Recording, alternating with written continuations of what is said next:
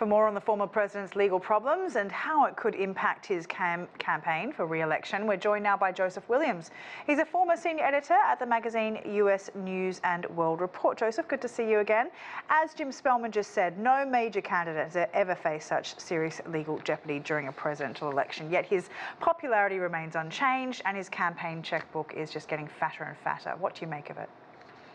Well, things changed. The moment he came down that escalator in 2015, our political reality just kind of overturned and became something entirely new, different. Basically, what we have is a candidate who is running on basically grievance, and we don't hear a lot about what the campaign issues, what issues Trump will do if he becomes president. We don't hear how he's going to address global warming, for example, or the economy. We hear a lot about how he is persecuted, how he is the person who stands in for the common person, and that the big government is trying to take that away from you, the voters of America. So it's been kind of puzzling to figure out why this continues to happen. And I think the thing that anybody could ever come up with is the fact that he represents something that's kind of deep and nascent in the political right that's now just coming to the fore, and we can't ever hope to put that genie back in the bottle. It's going to be interesting to see what happens over the next year leading up to the election. Two dates have been set next year, the hush money trial and the classified documents case next May, all happening, of course, mid-election cycle. What impact do you think it will have on the Trump campaign? I see it as having two impacts. Number one, is probably going to continue to galvanize his base. We've seen no evidence that that's not going to continue. But secondly, I think it's going to stain him for the broader electorate. He's got to worry about winning the nomination and then pivoting towards the general election. And it remains to be seen whether or not Trump supporters or his base is enough to carry him back into the White House. So I think that having at least the width of all these investigations, and we know that there are several, and we know that they're all very, very serious, is enough to kind of sour voters on him in a general election. That being said, the evidence still there is very not solid, because we still have him running neck and neck with Joe Biden. But I think that's more about the negatives Joe Biden represents than about the positives that Trump is bringing to the electorate.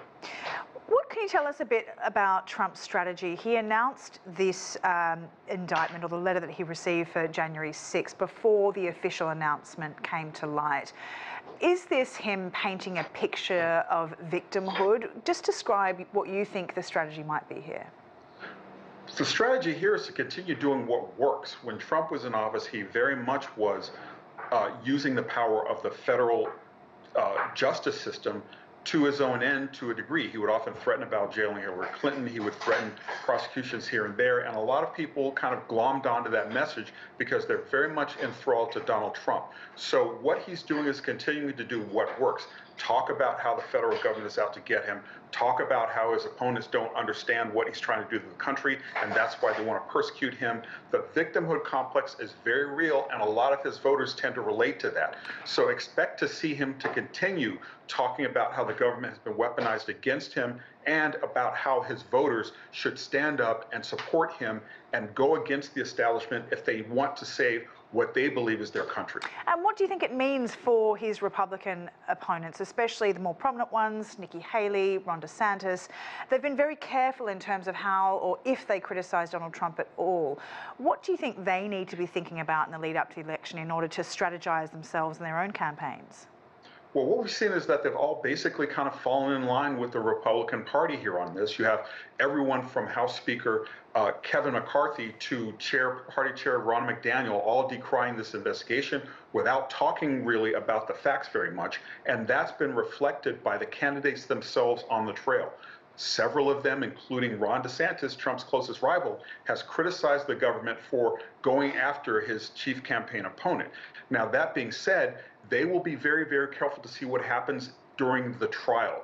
It's likely to make a lot of headlines. They're likely to have to do another little high wire act to try to support Trump without encouraging him and without alienating his supporters. So it's going to be a high wire act. I expect to see more of them kind of equivocate on whether or not the government has a case here, depending on which way the trial winds blow. If they blow against Donald Trump, then they're likely to seize on that and pile on. If not, then they're going to continue to have to try to support him without really supporting the evidence and the facts against him. Joseph Williams, really appreciate your time. Former senior editor at the magazine US News and World Report. My pleasure.